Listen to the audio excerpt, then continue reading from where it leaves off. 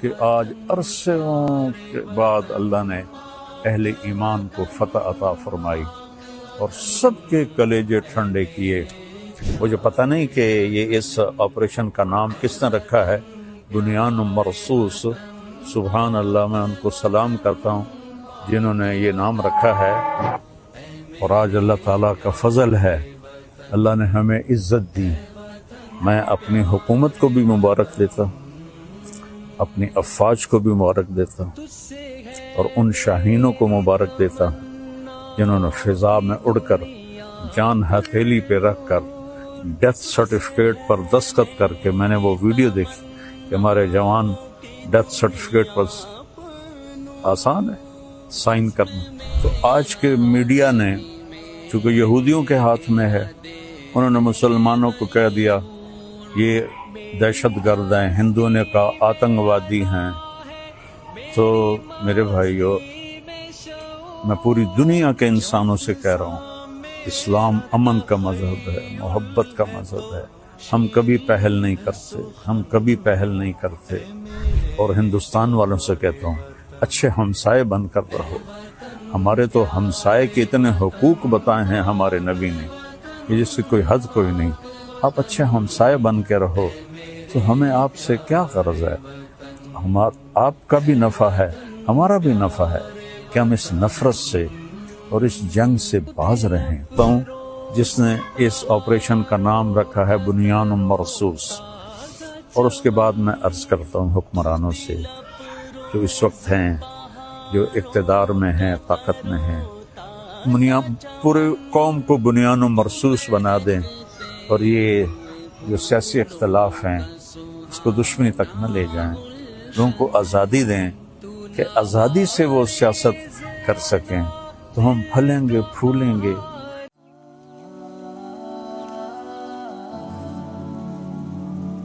السلام علیکم ورحمۃ اللہ وبرکاتہ۔ بسم اللہ الرحمن الرحیم، والصلاة والسلام علی رسولہ الکریم وعلی آلہ واصحابہ اجمعین، اما بعد، فاعوذ باللہ من الشیطان الرجیم، بسم اللہ الرحمن الرحیم، ان ینصرکم اللہ فلا غالب لکم، وقال النبی صلی اللہ تعالی علیہ وسلم، یا ایھا الناس لا تتمنوا لقاء العدو فاذا لقیتم فاثبتوا۔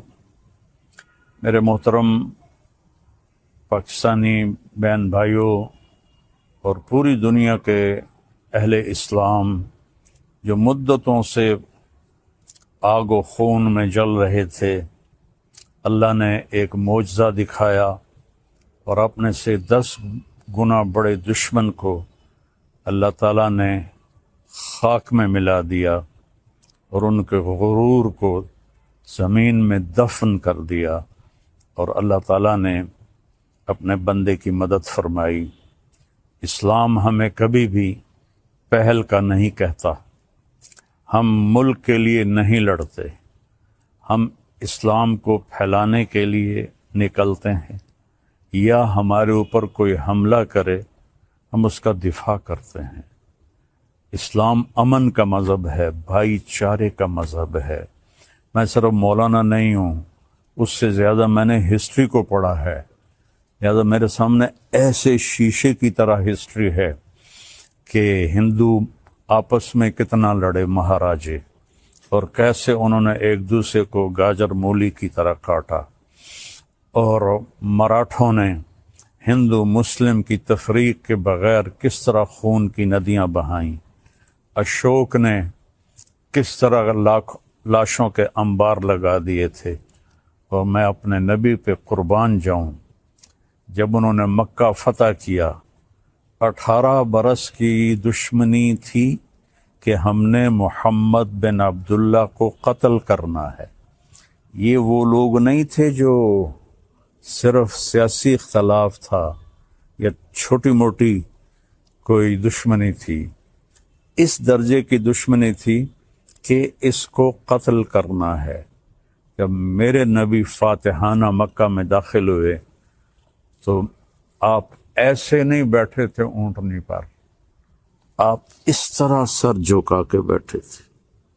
آپ کے پیچھے حضرت اسامہ بن زید بیٹھے تھے، آپ کی لیفٹ سائڈ پر حضرت ابو بکر رضی اللہ تعالی عنہ کی اونٹنی تھی، اور آپ کے لیفٹ پر حضرت اسید بن حضیر رضی اللہ تعالیٰ عنہ تھے، اور حضرت عمر رضی اللہ عنہ صفوں کو سیدھا کرتے ہوئے چل رہے تھے. اور میرے لوگ جب داخل ہوتے ہیں تو فاتحانہ تو ایسے داخل ہوتے ہیں اور کہتے ہیں گاجر مولی کی طرح کاٹ دو، نہ بچہ چھوڑو نہ بڑا چھوڑو. میرے نبی ایسے داخل ہوئے تھے. کجاوا جو ہوتا ہے نا، اس کے اوپر آپ کی ٹھوڑی لگی ہوئی تھی، اور آپ کہہ رہے تھے لا الہ الا اللہ وحدہ، وہی ہے ایک اکیلا اللہ جس کا کوئی شریک نہیں. نصر عبدہ، اس نے اپنے بندے کی مدد کی. انجز وعدہ، اس نے اپنے وعدے کو پورا کیا. وہزم الاحزاب وحدہ، اور اس نے لشکروں کو شکست دی. اب سارا مکہ حرم شریف میں جمع ہے، اور آپ بیت اللہ کے دروازے پر اس طرح دونوں چوکھٹوں کو پکڑ کر کھڑے ہوئے ہیں اور فرما رہے ہیں اب میں کیا کروں گا تمہارے ساتھ. خود قرآن کہتا ہے ان الملوک اذا دخلوا قریۃ افسدوها وجعلوا اعزۃ اہلها اذلۃ وکذلک یفعلون. بادشاہ جب ملک فتح کرتے ہیں عزت داروں کو ذلیل کر دیتے ہیں اور تباہ و برباد کر دیتے ہیں، لاشوں کے ڈھیر لگا دیتے ہیں. تو آج سارا مکہ انتظار کر رہا تھا کہ اب محمد کی تلوار چلے گی صلی اللہ علیہ وسلم. آپ نے فرمایا میں کیا کرنے والا ہوں تمہارے ساتھ. تو سہیل بن عمرو ابھی مسلمان نہیں ہوئے، قریشی سردار ہیں، کہتے ہیں آپ بڑے سخی ہیں، سخی کے بیٹے ہیں، سخاوت کی امید ہے. تو آپ نے فرمایا جاؤ، جیسے یوسف علیہ السلام نے اپنے بھائیوں سے کہا تھا کہ تم آزاد ہو، تم پر کوئی جرم نہیں، میں تمہیں کہتا ہوں جاؤ تم آزاد ہو، تم پر کوئی جرم نہیں. سارا مکہ مسلمان ہو گیا آپ کی اس فیاضی پر، چونکہ یہ تاریخ میں ایسا کبھی ہوتا نہیں ہے. پھر آگے میں 2-3 واقعات سناؤں گا جس سے اسلام کا مزاج آپ کے سامنے آئے گا. دمشق پہ حملہ ہو رہا تھا جو شام کا کیپٹل تھا، اور جو رومن امپائر تھی اس کے 2 کیپٹل تھے، گرمیوں میں استنبول اور سردیوں میں انطاکیہ جو آج ترکی میں ہے، یہ اس وقت شام میں تھا. تو 2 طرف سے حملہ صحابہ نے کیا، ایک طرف سے خالد بن ولید، دوسری طرف سے ابو عبیدہ بن جراح رضی اللہ تعالیٰ عنہ. خالد بن ولید فتح کرتے کرتے کرتے ایک بہت بڑا گرجا تھا، اس کے آدھے تک پہنچ گئے تھے کہ ادھر سے ابو عبیدہ ایک دم آئے اور کہا تم تلوار چلا رہے ہو، میں نے تو ان کی صلح کی اپیل منظور کر رہی ہے. تو خالد بن ولید کو غصہ آ گیا، میں امیر ہوں، میری اجازت کے بغیر تم نے ان سے صلح کیوں کی ہے؟ کہ بس میں نے کر دی ہے، تمہیں نبھانا ہے. تو اب بتاؤ جو آدھا شہر فتح کر چکا ہو اور مال غنیمت اور کیا کچھ ہو، اور باقی آدھا بھی فتح ہو گیا، لیکن ایک آدمی نے کہا میں نے صلح کی اپیل منظور کر لی ہے، خالد نے تلوار نیچے کر لی. آدھا گرجا توڑ کے مسجد بنایا گیا، اور آدھا گرجا رہا، اس کو جو توڑا تھا ایک طرف سے اسے مسلمانوں نے ٹھیک کر کے ان کو بنا کے دے دیا. پھر ولید ابن عبد الملک کے زمانے میں کوئی 60-70 سال بعد اس نے عیسائیوں سے وہ گرجا خریدا منہ مانگے بول پر، اور وہ مسجد بنائی جو آج دمشق میں ہے. اور جو قیدی پکڑے گئے اس میں پتہ چلا کہ رومن امپائر کے بادشاہ کی بیٹی بھی قید ہے، چونکہ اس کا جو خامن تھا وہ دمشق کا گورنر تھا، اس کا نام تھا توما. تو حضرت خالد کو پتہ چلا کہ وہ قیدیوں میں ہے، تو انہوں نے فوراً اس کو وہاں سے نکلوایا، الگ خیمہ، اس کی باندیاں نوکرانیاں، اور اوپر صحابہ کا پہرا لگا دیا۔ اور جب دمشق کا سارا سسٹم ٹھیک کر لیا تو 400 مسلمان سپاہیوں کو رومن امپائر کے بادشاہ کی بیٹی کے ساتھ بھیجا کہ جاؤ اور اسے انطاکیہ کیسر کے پاس پہنچا کے آؤ۔ اس وقت کا رومن بادشاہ کیسر تھا، ہرقل جس کو آپ ہرکلیس کہتے ہیں، ہرقل نام تھا۔ تو 400 سپاہی انطاکیہ کے بارڈر پر ہرقل کی بچی کو چھوڑ کے آئے اور واپس چلے گئے، اور کہا کہ کہہ دینا کہ ہم عزت داروں سے یہی سلوک کرتے ہیں۔ تو جب ہرقل نے دیکھا، حیران پریشان، تو اس نے پوچھا، بیٹی نے سارا بتایا، تو وہ رونے لگا کہ جس قوم کے یہ اخلاق ہوں تو یاد رکھنا ایک دن انطاکیہ بھی ان کے قدموں میں ہوگا۔ یہ اس کے الفاظ تھے۔ مسلمانوں کی ایک خوبصورت، مسلمان بادشاہوں نے وہی کیا جو باقی بادشاہوں نے کیا۔ لیکن میں تھوڑا سا آگے چلتا ہوں، میں آپ کو صلاح الدین ایوبی کی بتاتا ہوں، جو 492 ہجری یعنی میرے نبی سے 492 سال بعد کی تاریخ آپ کو بتانے لگا ہوں کہ صلیبی عیسائی پادری نے پورے یورپ کو آگ لگا دی کہ یروشلم آزاد کراؤ، فلسطین آزاد کراؤ۔ ایک بہت بڑا لشکر نکلا۔ اس وقت بغداد پہ جو خلافت تھی وہ بڑی کمزور تھی۔ مستظہر باللہ ایک خلیفہ تھا جو اس وقت وہاں حکمران تھا، لیکن غلبہ وہاں سلجوکیوں کا تھا۔ تو اس نے آسانی سے بیت المقدس یروشلم کو فتح کیا۔ اس کا نام تھا گاڈ ہمفرے، اور اس خبیث نے کہا جب تک مسلمانوں کا خون میرے گھوڑے کے سینے تک نہیں آ جاتا قتل عام جاری رکھا جائے۔ تو اس وقت یہودی بھی آباد تھے اور مسلمان بھی آباد تھے اور عیسائی بھی آباد تھے۔ عیسائیوں کو چھوڑ دیا اور یہودیوں اور مسلمانوں کو اتنا قتل کیا کہ گلیوں میں ان کا خون بہنے لگا۔ آخر پادریوں نے وہ خون بالٹی میں بھر کے اس کے گھوڑے کے سینے پر مارا کہ چل تیری قسم پوری ہو گئی کہ مسلمانوں کا خون تیرے گھوڑے کے سینے سے لگ گیا۔ تب اس نے تلوار نیچی کی۔ 1099 اور 1187 میں یعنی 88 سال کے بعد جب صلاح الدین ایوبی رحمۃ اللہ علیہ نے فلسطین کو فتح کیا تو سارے مسلمان غصے سے بھرے ہوئے تھے، فوجی، کہ ہم بھی ان کو ایسے ہی قتل کریں گے جیسے انہوں نے ہمارے مسلمانوں کو قتل کیا تھا۔ اس سے پہلے ایک جنگ ہوتی ہے، جنگ حطین، جس میں سارے عیسائی بادشاہ یورپین اور مقامی 60,000 کا لشکر، اور صلاح الدین ایوبی کے پاس 20,000 کا لشکر تھا۔ تو اس نے صلاح الدین نے ان کو گاجر مولی کی طرح کاٹ دیا۔ بادشاہ سارے گرفتار ہو گئے۔ اس نے سب بادشاہوں کو عزت دی، صرف ایک کو قتل کیا، ریجنالڈ، جس نے 2 دفعہ حاجیوں پہ حملہ کیا تھا۔ یہ کرک اردن کے شہر کا حکمران تھا اور حج کا راستہ کرک سے جاتا تھا، تو اس نے 2 دفعہ حاجیوں کو قتل کیا اور کہا بلاؤ اپنے محمد کو۔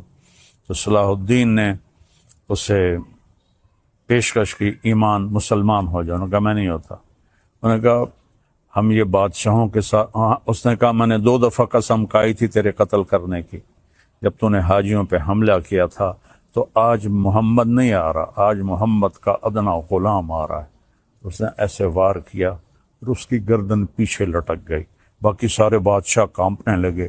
اس نے کہا ڈرو نہیں، ہمارا مذہب ہمیں یہ نہیں سکھاتا، ہم بادشاہوں کو، عزت داروں کو ہم عزت دیتے ہیں، لیکن یہ بہت حد سے آگے بڑھ گیا تھا، اس لیے میں نے اس کو قتل کیا ہے۔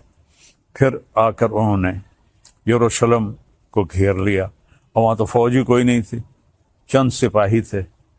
تو آ گئے جی ہم نے صلح کرنی۔ صلاح الدین نے کہا صلح کس بات کی، اب تو میں فتح کر چکا ہوں، اب تو میں اس پر فاتحانہ داخل ہوں گا، میں اس پر فاتحانہ داخل ہوں گا۔ جب فاتحانہ داخل ہوں گے تو غلام، باندیاں، مال غنیمت، کتنا کچھ تھا۔ تو انہوں نے منتیں کی کہ مہربانی کریں آپ ہمیں معاف کر دیں۔ تو آپ 88 سال پہلے دیکھیں کہ قتل عام سے گلیاں بھر گئیں، اور 88 سال بعد ایک مسلمان جو اپنے نبی سے 500 سال بعد آیا ہے، اس نے کہا اچھا ٹھیک ہے، میرے لیے میری طرف سے سب کو اجازت ہے، جو جانا چاہتے ہیں اور جتنا سامان لے جانا چاہتے ہیں وہ بھی لے جائیں، اور فدیہ، تھوڑا سا فدیہ رکھا۔ تو جو مالدار تھے وہ اس کا ہرجانہ اور وہ جرمانہ دیتے ہوئے نکلتے گئے، پیچھے غریب عیسائی رہ گئے، ان کا ہرجانہ صلاح الدین نے اپنی جیب سے دیا، اور کچھ باقیوں نے کہا جی ہم رہنا چاہتے ہیں، کہا بسم اللہ رہو۔ نہ کسی گرجے کو نقصان پہنچایا، نہ کسی عیسائی پر تلوار اٹھائی۔ یہ میرا اسلام ہے، یہ میرے نبی کا بتایا ہوا دین ہے جو ایک اللہ کی دعوت دیتا ہے۔ تاریخ تو بہت لمبی ہے، میں نے 3 واقعے بتا دیے، ایک اپنے نبی کا، ایک صحابہ کا، اور ایک 500 سال کے بعد ایک بادشاہ کا۔ اور اس کے بعد میں سارے اہل پاکستان کو مبارک دیتا ہوں، سارے بہن بھائیوں کو مبارک دیتا ہوں، وہ مسلم ہیں، عیسائی ہیں، ہندو ہیں، سکھ ہیں، جو بھی ہیں، سب کو مبارکباد دیتا ہوں کہ آج عرصوں کے بعد اللہ نے اہل ایمان کو فتح عطا فرمائی اور سب کے کلیجے ٹھنڈے کیے۔ یہ ہمیں دہشت گرد کہتے ہیں، دہشت گرد تو کم بخت یہ ہیں۔ آپ کو پتہ ہے جب دوسری جنگ عظیم ہوئی ہے تو کون تھا شروع کرنے والا؟ ہٹلر 1940 میں۔ 1945 میں کم بخت نے خودکشی کی۔ کتنے لوگ مرے؟ 8 کروڑ 8 کروڑ لوگ مرے دوسری جنگ عظیم میں۔ پہلی جنگ عظیم 1914 میں شروع ہوئی، 2 کروڑ لوگ مرے، اس وقت آبادی تھوڑی تھی۔ تو سب سے بڑے دہشت گرد تو یہ ہیں، 8 کروڑ عیسائی آپس میں ٹکرائے۔ اتنا قتل عام تو کسی مسلمان نے نہیں کیا۔ مسلمانوں میں بھی ظالم آئے، میں ان کی کبھی وکالت نہیں کروں گا۔ تیمور لنگ بدبخت بہت ظالم تھا، اس نے 33 ملک فتح کیے۔ تو آج کے میڈیا نے، چونکہ یہودیوں کے ہاتھ میں ہے، انہوں نے مسلمانوں کو کہہ دیا یہ دہشت گرد ہیں، ہندوؤں نے کہا آتنکوادی ہیں۔ تو میرے بھائیو، میں پوری دنیا کے انسانوں سے کہہ رہا ہوں، اسلام امن کا مذہب ہے، محبت کا مذہب ہے۔ ہم کبھی پہل نہیں کرتے۔ ہٹلر مسلمان نہیں تھا، عیسائی تھا، اور اس نے 8 کروڑ، اور مسولینی اٹلی والا 8 کروڑ انسانوں کے قتل کا وہ ذریعہ بنے۔ اور لینن اور سٹالن، انہوں نے سوشلزم کو زبردستی نافذ کرنے کے لیے 2 کروڑ انسانوں کا قتل کیا۔ ابھی تاریخ موجود ہے، پڑھ لیں آپ لوگ۔ 1924 کے 27 میں لینن کا انتقال ہوا تھا، 1953 میں سٹالن کا انتقال ہوا تھا۔ خون کی ندیاں بہا دی، الزام ہمارے اوپر۔ اور آج اللہ تعالیٰ کا فضل ہے، اللہ نے ہمیں عزت دی۔ میں اپنی حکومت کو بھی مبارک دیتا ہوں، اپنی افواج کو بھی مبارک دیتا ہوں، اور ان شاہینوں کو مبارک دیتا ہوں جنہوں نے فضا میں اڑ کر، جان ہتھیلی پہ رکھ کر، ڈیتھ سرٹیفکیٹ پر دستخط کر کے، میں نے وہ ویڈیو دیکھی کہ ہمارے جوان ڈیتھ سرٹیفکیٹ پر، آسان ہے سائن کرنا، اور ہمارا ایک جہاز تھا، ان کے 10 جہاز تھے، ان کا ہر نشانہ خطا گیا، ہمارے سارے نشانے صحیح لگے۔ یہ ہے نصر من اللہ و فتح قریب۔ تو میری افواج پاکستان، ان کے سربراہان، ان کے سپاہی سے لے کر اور رینجر سے لے کر تمام کو، یہ میرے ہاتھ اٹھے ہوئے ہیں، اللہ آپ کو سلامت رکھے اور اللہ اس ملک کو سلامت رکھے اور اس میں امن قائم ہو، اس میں مذہبی اختلاف ختم ہو، یہ علماء سے کہہ رہا ہوں۔ سیاسی اختلاف ختم ہو، یہ سیاسی جماعتوں سے اختلاف تو رہے گا، دشمنی نہ ہو، دشمنی نہ ہو، ایک ہو کے رہیں۔ اور ہندوستان والوں سے کہتا ہوں اچھے ہمسائے بن کر رہو۔ ہمارے تو ہمسائے کے اتنے حقوق بتائے ہیں ہمارے نبی نے کہ جس کی کوئی حد کوئی نہیں۔ آپ اچھے ہمسائے بن کے رہو تو ہمیں آپ سے کیا غرض ہے؟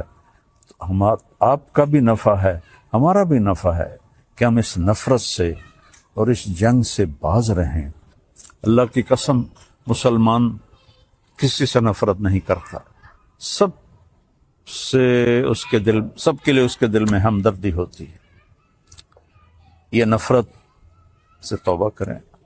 کوئی مذہب، آپ اپنی کتابیں پڑھیں، کہیں آپ کو کوئی نفرت کا بول نظر آئے، آپ اپنی وید پڑھیں، کہیں آپ کو نفرت کا بول نظر آئے، بائبل پڑھیں، کہیں آپ کو نفرت کا بول نظر آئے، تو میری سب سے گزارش ہے کہ امن سے رہیں، صلح سے رہیں۔ حکمرانوں سے اپیل ہے کہ یہ جو ایک سیاسی انتشار ہے اس کو اللہ کے واسطے ختم فرما دیں تاکہ ہم ایسے ہو کے رہیں۔ جو میں پہلے تو اس کو سلام کرتا ہوں جس نے اس آپریشن کا نام رکھا ہے بنیان مرصوص، اور اس کے بعد میں عرض کرتا ہوں حکمرانوں سے جو اس وقت ہیں، جو اقتدار میں ہیں، طاقت میں ہیں، پورے قوم کو بنیان و مرصوص بنا دیں اور یہ جو سیاسی اختلاف ہیں اس کو دشمنی تک نہ لے جائیں۔ لوگوں کو آزادی دیں کہ آزادی سے وہ سیاست کر سکیں، تو ہم پھلیں گے، پھولیں گے، اور آخر تو ایک دن چلے جانا ہے۔ اللہ راضی ہوگا تو اللہ ہمیں موجیں کرا دے گا۔ اگر کوئی ظالم بن کے مر گیا تو پھر چاہے وہ مسلمان ہے اور چاہے وہ تہجد گزار ہے۔ حجاج بن یوسف روزانہ 10 سپارے تہجد میں پڑھتا تھا، 10 سپارے، اور وہ ایسا خبیث تھا کہ اس نے 1.25 لاکھ مسلمان اپنے سامنے کھڑے ہو کے قتل کروائے تھے۔ اور عمر بن عبدالعزیز نے اس کو دیکھا کہ وہ جہنم کی آگ میں، اور عبد الملک بن مروان جس نے اس کو بنایا تھا گورنر عراق کا، دونوں کی آنتیں باہر نکلی ہوئی ہیں اور گدھے کی طرح اس کے گرد وہ چکر لگا رہے ہیں۔ اللہ ظلم معاف نہیں کرتا ہے۔ اس لیے بادشاہوں سے کہتا ہوں اور اپنی افواج سے کہتا ہوں، اپنی عوام سے کہتا ہوں، علماء سے کہتا ہوں، اگر آپ ممبر پر بیٹھ کر میرے نبی کے دین کو ٹکڑے کر رہے ہیں تو آپ بھی بہت بڑے ظالم ہیں، ظالم ہیں، ظالم ہیں۔ دیوبندیت کو مٹا دو، بریلویت کو مٹا دو، شیعت کو مٹا دو، سلفیت کو مٹا دو۔ میں مسلم، ہاں، میں اہل سنت والجماعت ہوں، میں امام ابو حنیفہ کے فتووں پہ عمل کرتا ہوں، لیکن میں باقی سب کے لیے ایسے جھولی پھیلا کے دعا کرتا ہوں۔ تو یہ میرا آخری پیغام ہے کہ ہم اور نہیں تو سارے ایک دفعہ قومی ترانہ پڑھ لیں اور اسے یاد کر لیں اور اس کا مطلب دیکھ لیں۔ میں 100 کے قریب ملکوں میں گیا ہوں، کسی ملک کا قومی ترانہ اتنا خوبصورت نہیں، اس کا مضمون، اس کی لے، اس کی دھن، سبحان اللہ۔ اللہ حفیظ جلندری کے درجے بلند کرے۔ السلام علیکم ورحمۃ اللہ وبرکاتہ۔